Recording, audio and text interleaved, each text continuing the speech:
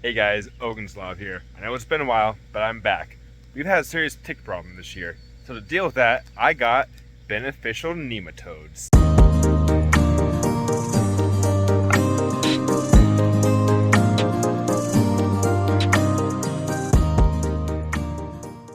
These are great for dealing with bad, pesty insects that are damaging your crops, like potato bugs or Japanese beetles, and these even kill ticks. So, what are they? What are nematodes?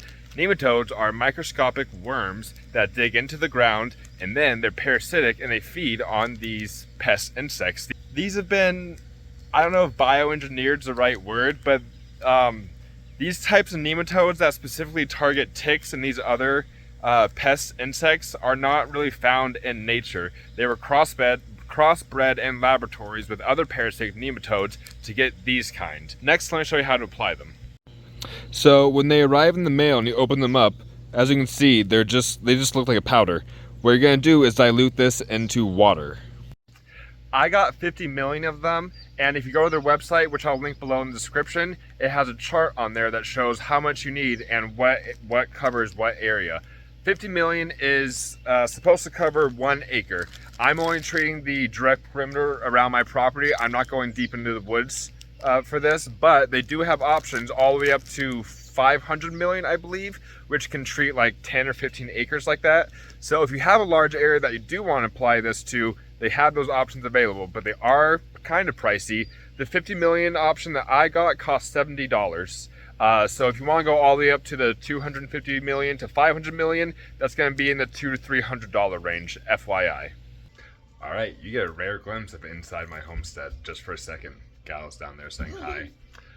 So what you're going to do is fill a watering can with water, obviously, and you're going to dilute the nematodes into the watering can or some sort of spray bottle. I usually do 2 tablespoons per my watering can, which is 2 gallons. So usually like 1 tablespoon nematodes per gallon of water is the ratio you want to do. So I have my rough measurement of a tablespoon. That's just going to go right into there, and then that's going to be filled with water. And then it's as simple as just pouring the water onto the area that you want to do it.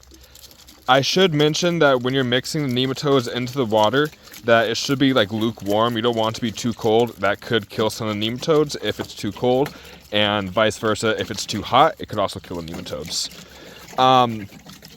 Now, in terms of when you want to do it, like what time of year, nematodes will go dormant in the wintertime when the ground starts freezing. So you want to do it when there's no more risk of the ground freezing.